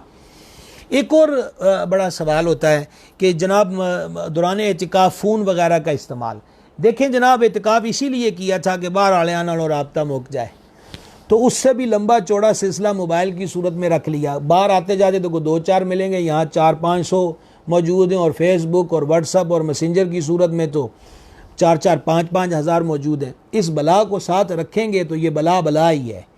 और दूसरी बात ये होती है कि बंदा ये कहे नहीं जी मैं तो जनाब इंज कर लांगा हुंदा कोई नहीं हुंदा, बचना ही बेहतर है। और अगर ज़रूरत हो जैसे कि घर से सहरी की चीज़ मंगवानी है वगैरह वगैरह, और फिर कोई मतलब इत्तला देने वाला भी दस्तयाब नहीं है, तो कोशिश करें कि बग़ैर कैमरे वाला और इस किस्म का सादा मोबाइल रखें जो सिर्फ ज़रूरत के लिए। उसकी रिंग टून भी गानों पर, म्यूज़िक पर हरगिज़ नहीं होनी चाहिए, ये मस्जिद के अदब के ख़िलाफ़ है। एक ये चीज़ भी आपकी खिदमत में अर्ज़ हो गई, और हमारा टाइम जनाब 11:15 हो गया। हम अभी देखते हैं अगर सवालात में कोई ऐसी चीज़ें आ जाएं कि जिनको बयान करना ज़रूरी हो तो फिर बाकी मज़ीद आपकी खिदमत। हाँ, एक चीज़ रह गई कि जो बातें ज़िक्र हुई हैं, अब इसी तरीके से मसलन कोई मुसलमान बहन जो है वो इतिकाफ़ पर थी और मखसूस अय्याम आ गए तो रोज़ा गया तो इतिकाफ़ भी गया, इस सूरत में उनका इतिकाफ़ भी टूट जाएगा। सवालात जी आप बयान करें, तो मज़ीद को ज़रूरत पड़ती है तो मैं अर्ज़ करता हूँ। बिस्मिल्लाह। कमर साहब का सवाल है, क्या मर्द के एतिकाफ़ के लिए मस्जिद शर्त है? अगर ऐसा है तो यूके में मसाजिद बंद है, तो अब वो इस सूरत में क्या करें? हाँ, देखिए एक तो ये है कि ये सुन्नत अलल किफ़ाया है। अब मिसाल के तौर पे एक बड़े शहर के अंदर रहते हैं, अब सारी मस्जिदें बंद हैं, तो अब इनका उसमें कोई कंट्रोल या इख्तियार उनके पास नहीं है। तो मस्जिद का होना मर्द के लिए कि वो बाहर मस्जिद उसके लिए होना, तो ये ज़रूरी है कि वो मस्जिद में इतिकाफ़ करेगा। औरतें मस्जिद बैत के अंदर इतिकाफ़ करेंगी। तो अब यही है कि अब ये मौके नहीं मिल रहे लॉकडाउन की वजह से, तो घरों के अंदर वो बैठे रहें, अल्लाह रसूल की याद में मसरूफ़ रहें। जी, तारिक साहब का सवाल है, जिस कमरे में औरत इतिकाफ़ बैठेगी वो अपने उस कमरे में चारपाई पर सो सकती है? देखें बहुत सारे हज़रात मरीज़ भी होते हैं जो ज़मीन पे नहीं लेट सकते, अगर ऐसा मामला हो तो इसमें हर्ज नहीं है। वो लतीफ़ साहब का सवाल है, क्या एक दिन का इतिकाफ़ अपने घर में किया जा सकता है और इसका तरीका क्या है? जी, मैं वो अर्ज़ करता हूँ, एक दिन के इतिकाफ़ का भी बता दूँ और क़ज़ा का भी बता दूँ कि जब इतिकाफ़ टूट गया तो अब उसके ज़िम्मे क़ज़ा है। क़ज़ा का तरीक़ाकार क्या है? मिसाल के तौर पर जैसा कि आप यूँ कह लीजिए कि 20 रमज़ानुल मुबारक है, ये मसला भी ज़हन में रखें, जिन्होंने इतिकाफ़ पर बैठना है वो ग़ुरूब आफ्ताब से पहले कल मस्जिद में हों, ग़ुरूब आफ्ताब के बाद मस्जिद में न जाएँ। सुन्नत मुअक्कदा वाला इतिकाफ़ जो है वो उनको हासिल ना होगा, उनका ग़ुरूब आफ्ताब यानी इफ्तारी जो है वो मस्जिद के अंदर होनी चाहिए। एक चीज़ ये है। अब एक दिन का इतिकाफ़ ये है कि आज, और जिसका इतिकाफ़ टूट गया उसकी क़ज़ा क्या है कि मिसाल के तौर पे आज मैं मगरिब के वक्त मस्जिद में आ गया, यानी मगरिब का वक़्त शुरू जब हुआ तो उस वक़्त मस्जिद में था, और अब सुबह सहरी करूं, रोज़ा रखूं, और जब अगले दिन यानी आज मगरिब थी मैं बैठ गया, रोज़ा भी रखा अगले दिन का, और अगले दिन जब मगरिब आ गई तो ये एक दिन का इतिकाफ़ हो गया, और ये क़ज़ा जो है अदा होगी। यही औरतें करेंगी यही तरीक़े पर, और मर्द करेंगे। रोज़ा इसके लिए शर्त है। इरफान अहमद साहिब का सवाल है, फितराने के उन्वान पर भी एक नशिस्त होनी चाहिए। जी इंशाअल्लाह अज़्ज़ा वजल, इंशाअल्लाह ज़रूर आपके इस मशवरे की तामील करते हैं जनाब, इंशाअल्लाह। शुक्र रसूल साहिब का सवाल है, एक आदमी रोज़ा नहीं रखता, अब उसने उसका फिदिया भी दे दिया, मगर वो कभी कभार रोज़ा रख लेता है, इस बारे में क्या हुक्म? देखें, फ़िदिये के बारे में हमने पहले भी कई दफ़ा ये गुजारिश की है कि फ़िदिया शेख फ़ानी के लिए, ऐसा बूढ़ा मर्द बूढ़ी औरत कि जिनकी उम्र इतनी हो चुकी कि अब वो रोज़ा रखने की हिम्मत व सिक्कत नहीं रखते, तो वो रोज़े का फ़िदिया देंगे। मरीज़ है तो मरीज़ शिफा याबी के बाद रोज़े की क़ज़ा करेगा, वो फ़िदिये से उसका काम नहीं चलेगा। लिहाजा और फ़िदिये में भी हमारे यहाँ ये होता है कि मैं जी रोज़े रखा रहे हैं, किसी को सहरी इफ्तारी करा दी जाती, कहते रोज़े रखवा रहे हैं, इससे फ़िदिया भी पूरा नहीं होता। फ़िदिये की मिक़दार तामे मिस्कीन है, तामे मिस्कीन एक फ़ितराने की मिक़दार है, तो लिहाजा फ़िदिया शेख फ़ानी के लिए है, मरीज़ के लिए नहीं है। इन्हीं का एक सवाल है कि अगर घर में कोई ऐसा फ़र्द ना हो जो सहरी और इफ्तारी मस्जिद तक पहुँचा सके, तो क्या आदमी खुद अपनी सहरी इफ्तारी ला सकता? देखें, पहले तो ऐसे सोर्सेज पैदा करने चाहिए, कोशिश करनी चाहिए। अगर ना हो कि कोई इसको सहरी इफ्तारी ला कर देने वाला वाक़ई ही नहीं है, तो ऐसी सूरत में उन्हीं शर्तों के साथ कि फ़कत जाए और बस वो वसूल करके फ़ौरन मस्जिद में आ जाए, तो इसकी मौत की कोई इजाज़त है। वो जैसा इनका सवाल है कि ऐशा की आखिरी दो सुन्नतें जो हैं ये बैठकर पढ़ना सुन्नत है? असल के अंदर ये जो अमूमी तौर पर ये बात होती है, जो दो नफल पढ़े जाते हैं, तो इसके बारे में भी पहले गुजारिश हो चुकी है कि खड़े होकर नफल पढ़ने से पूरा सवाब मिलता है, बैठकर पढ़ने से आधा सवाब मिलता है। नबी मुकर्रम अलैहिस्सलातु व तस्लीम एक दिन ये 2 रकतें बैठकर अदा फरमा रहे थे, तो एक सहाबी पाक ने हजूर के सर अनवर पर पेशानी पुरनूर पे हाथ रखा और तबीयत अक़दस के बारे में दरियाफ़त किया। फरमा तुम ऐसा सवाल क्यों कर रहे हो? तो नज़ की हुजूर आपने फरमाया था बैठ के पढ़ने से आधा सवाब मिलता है। तो फरमा मैं तुम जैसा नहीं हूँ, मैं बैठ कर भी पढ़ूँ तो मेरा रब मुझे पूरा ही सवाब अता फरमाता है। नूरासिफ साहब का सवाल है, मोबाइल दे देंगे। एतिकाफ पर बैठे हुए आदमी की अगर माँ या बाप फोत हो जाए तो क्या वो उनका जनाजा पढ़ने जा सकता है? देखें, जनाजा पढ़ने जा सकता है या नहीं जा सकता, ये बहुत सारे सवालात इससे जन्म लेते हैं। बुनियादी बात मैंने आप सब हजरात की खिदमत में अर्ज़ कर दी कि वो किसी भी अजीज़ के वालिदैन के किसी के जनाजे में भी जाएगा तो इससे एतिकाफ़ टूट जाएगा। जी, अगर एतिकाफ की हालत में गुस्ल फ़र्ज हो जाए तो क्या किया जाए? बिल्कुल गुस्ल खाने में जाके मस्जिद में गुस्ल करे। भी रासिफ साहब का सवाल है, अगर मस्जिद के बाहर लड़ाई देखने के लिए मोतकिफ बाहर निकला तो इससे एतिकाफ टूट जाएगा, अगरचे वो फौरन बाद में वापस आ जाए? मोतकिफ को चाहिए वो अपने अंदर से लड़ाई शुरू करे। जो नफ्स है ना, नफ्स, इससे लड़ाई, बार बार लड़ाई थम जाएगी। नफ्स वाली लड़ाई बड़ी तगड़ी है। वो एक हदीस शरीफ मशहूर है ना कि जिहाद से वासी पे फरमाया हम जिहाद असगर से जिहाद अकबर की तरफ जा रहे हैं। तो मोतकिफ का क्या काम है कि वो बाहर के झगड़े झमेड़ों पे मुतवज्जे हो। तो तमाशबीनी की माजत के साथ ये लफ्ज़ मैंने इस्तेमाल किया, अगरचे ये हमारे यहाँ बड़ा अजीब से मानों में भी इस्तेमाल हो कि तमाशा देखना। तो तमाशा देखना तो मोतकिफ का काम नहीं है। मोतकिफ का काम तो ये वो अपने अंदर से लड़े, नफ्स से लड़े, नफ्स की ख्वाहिशों से लड़े। शैतान जो वहाँ भी मस्जिद में बैठे हुए को भी वरगला रहा है और उसको बुराई की तरफ जा रहा है, उसके साथ वो पूरा पूरा जिहाद करे। तो वो किसी काम के लिए भी गया, जी लड़ाई देखने के लिए गया है, तो ये उसकी कोई ना शरई ज़रूरत है ना तभी ज़रूरत है। गया, अगर जो लम्हे में वापस आ गया, गया मस्जिद से बाहर, एतिकाफ उसका टूट गया। सवालात जनाब मुकम्मल हो गए। कल का मौजू समात फरमा लीजिए। कल हमारा मौजू होगा अमीरुल मोमिनीन इमामुल मुत्तकीन शेर खुदा मुश्किल कुशा अलीयुल मुर्तज़ा कर्रमल्लाहु तआला वजहुल करीम। कल ज़िक्र हैदर करेंगे, ज़िक्र मौला मुर्तज़ा करेंगे, मौला मुर्तज़ा के ज़िक्र की बरकत पाएंगे। और चूँकि कल 20 रमज़ानुल मुबारक है और 21वीं शब है, और 21वीं शब मौला कायनात मुश्किल कुशा कर्रमल्लाहु तआला वजहुल करीम का यौम शहादत है, तो हम अपना मोहब्बत का खिराज और हुस्न अक़ीदत के फूल मौला कायनात कर्रमल्लाहु तआला वजहुल करीम की बारगाह में पेश करेंगे और कोशिश करेंगे कि शान हैदर में ऐसी अहादीस व वाक़यात बयान किए जाएँ जिससे बहुत सारे कान ना आशना हो, पर वो वाक़यात और रिवायात हकीकत पर ही मबनी हो। तो अभी से नियत कर लें कि कल हम इंशाअल्लाह ज़िक्र मौला अली करेंगे सारे मिल के इंशाअल्लाह अज़्ज़ा वजल। जनाब आसम दिल पज़ीर साहब हैं, खुशामदेद। शबान जट साहब हैं, राना ग़ुलाम कादिर जोइया साहब हैं जी, ज़ुहैब मलक साहब हैं जी, मुस्तफ़ा भट्टी साहब हैं जनाब, ज़ुहैब मलक साहब जी, हाँ जी, मोहम्मद आमिर असद नक्शबंदी साहब आपको भी खुश आमदेद। मोहम्मद बिलाल साहब खुश आमदेद जनाब। ये इस गुफ्तगू के दौरान सारे गौर कर लें कि आज किस किस ने सिलसिले को शेयर नहीं किया। बिलाल असलम साहब, ये सवाल आपका जी जल्दी से ऊपर गुजर गया, फिर आप भेज दें तो मेरी नज़र में आ जाता है। मोहम्मद महमून अतारी साहब जी, वालेकुम अस्सलाम रहमतुल्लाह।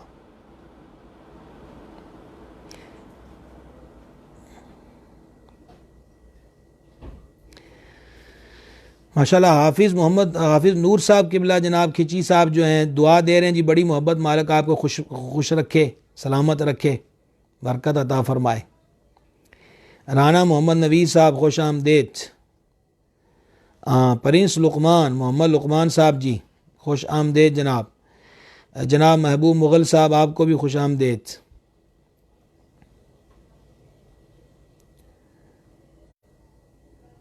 माशाल्लाह कारी इनामुल हक साहब जी डिजकोट से, आपको भी जनाब खुश आमदेद इस सिलसिले में। मोहम्मद अफजल साहिब जनाब खुश आमदेद जी, आहलन व सहलन। और जनाब ये तो जनाब नूर आसफ़ साहब जी खुश आमदेद, वालेकुम अस्सलाम रहमतुल्लाह। हैसम बिन आसफ़ साहब जी आपको भी खुश आमदेद। हाँ, मोहम्मद उज़ैर साहब ने सवाल किया इमामे का शिमला कितना होना चाहिए? ज़्यादा से ज़्यादा इतना होना चाहिए कि बैठने में नीचे ना आए। मोहम्मद जी कारी मुश्ताक साहब मोहतरम जनाब आपको भी खुश आमदेद। शफ़क़त रसूल साहब जी खुश आमदेद जनाब को। बड़ी तेज़ी से जनाब ये स्पीड से ऊपर गुजर रहे हैं, कईयों का नाम छूट रहा है। मलक रब नवाज साहब जी, आयसा मोहम्मद एजाज साहब, वालेकुम अस्सलाम रहमतुल्लाह।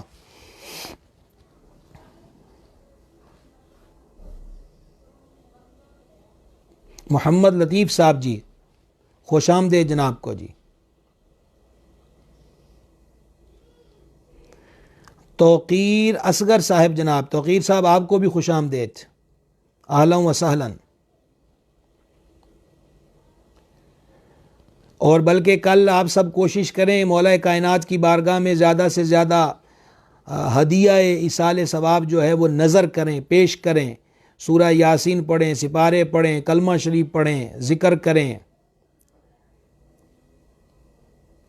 ये जनाब अली अस्ताल अली, मुझे मैं नाम सही नहीं पढ़ सका, खुश आमदेद आपको भी। सैफ़ी साउंड वाले भाई हैं, आपको भी खुश आमदेद जनाब। कलमा शरीफ पढ़ें, ज़्यादा से ज़्यादा दुरूद शरीफ पढ़ें और दर हैदर पे पेश करें, वो दर विलायत है। जनाब वफ़ाउल क़ादरी वफ़ा साहिब दुआ दे रहे हैं जी, बड़ी मोहब्बत जनाब, अल्लाहुम्मा आमीन। असगर नदीम साहब जी, अब वो जल्दी से गुजर गया जी, आपने क्या लिखा असगर नदीम साहब, दोबारा अगर सेंड कर दें तो उम्मीद है गुजर जाएगा नज़र से। मंजूर हुसैन असद साहब जी खुश आमदेद जी, आपको भी माशाल्लाह जी, माले खुश रखे जनाब, बड़ी मोहब्बत। मोहम्मद इकराम शरीफ साहब जी, बड़ी जनाब मोहब्बत आपकी जी, आप शफ़क़त करते हैं जी। मंजूर असद साहब सलाम कह रहे हैं जी, वालेकुम अस्सलाम। हमारे मोहतरम हमारे इदारे के सरपरस्त डॉक्टर मोहम्मद रफ़ीक साहब, आहलन व सहलन। अरसलान सफदर साहब जनाब खुश आमदेद आपको भी, बड़ी मोहब्बत आपकी। हाँ जी, बिलाल असलम साहब ने पूछा एतिकाफ़ वाले साथ बैठ कर बात करें। देखिए, बात जायज़ करें, तरगीब दें, सब की आपस में बात हो, लोगों एक दूसरे को नमाज सिखाएं, उलमा अहले सुन्नत की किताबें रखें। हाफिज़ रिजवान सुल्तानी साहब जी, बड़ी मोहब्बत जनाब आपकी भी। एक दूसरे यानी बात वो हो जो अमल में, अक़ीदे में इस्लाह का सबब हो, वगरना अगर फजूल बातें छिड़ेंगी तो आप अभी सुन चुके हैं। शौकत ख़ान साहब जनाब, बड़ी मेहरबानी जी आपकी तशरीफ़ आवरी की। मोहम्मद अज़ीम आज़म अलवी साहब खुश आमदेद। हाँ, मियाँ सलीम साहब जी पीर महल से, पीर महल जनाब बड़ी मोहब्बत आपकी जी। शौकत खान साहब खुशामदेद जी आपको भी। डॉक्टर अब्दुल करीम साहब अहलन व सहलन। मैं अर्ज़ ये कर रहा था कि जायज़ बात की जाए। नादिर खान साहब आपको भी खुशामदेद। आरिफ नोमानी साहब जी बड़ी बड़ी मोहब्बत जनाब आपकी भी, अहलन व सहलन। हाँ, छोटा सा शिमला भी रख सकते हैं। मोहम्मद उज़ैर साहब ने सवाल पूछा है, यानी शिमले के बारे में हमारे अकाबरीन ने ये लिखा है कि यानी ये सुन्नत है ना छोड़ना, तो इसका साइज़ इतना हो कि किसी भी माने में कोई बेढंगे अल्फाज उस पर इस्तेमाल ना करे। मोहम्मद एजाज साहब जी सांगला हिल सजीद बड़ी बड़ी मोहब्बत जनाब, आप दुआ गो हैं और हम भी चाहते हैं कि आप सब दुआ किया करें।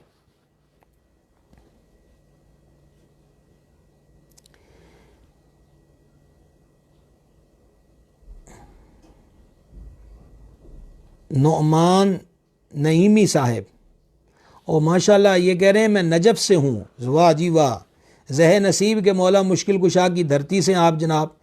और अगर आप इस वक्त भी नजफ़ अशरफ में हैं तो मौला कायनात शेर खुदा मौलुल मुस्लिमीन, हमारे सरों के ताज, हमारे आका व मौला सरकार हैदर कर्रार की बारगाह पुर अनवार में इस हकीर का भी और जितने हमारे सिलसिले वाले सब का सलाम नज़र कीजिएगा और उनके हुजूर वो मुश्किल कुशा हैं, उनके हुजूर हमारी फरियादें पेश कीजिएगा। बड़ी मोहब्बत। अब्दुल सत्तार अतारी साहब को खुश आमदेद। प्रिंस लुकमान साहब कहते हैं अस्सलाम वालेकुम। अल्लाह ताला आपकी वालिदा को शिफाए कामिल सेहत आजिल अता फ़रमाए, उनका साया दराज बिलखैर रखे। कारी ग़ुलाम दस्तगीर अहमद मजहरी साहब, वालेकुम अस्सलाम जनाब, आप दुआ से नवाजने जनाब, आपकी मोहब्बत है।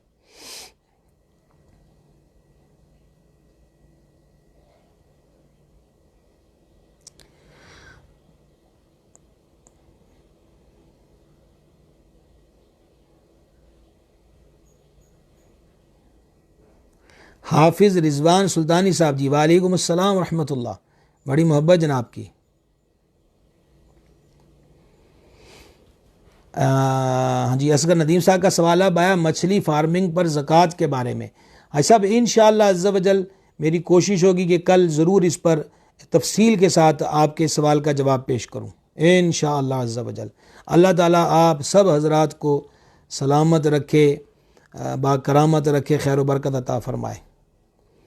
कारी जमशेद साहेब जी, वालेकुम अस्सलाम रहमतुल्लाह जनाब, आपकी भी मोहब्बत है कि आप साथ आते हैं। अल्लाह ताला आपको सलामत रखे, खुश रखे, बरकत अता फ़रमाए।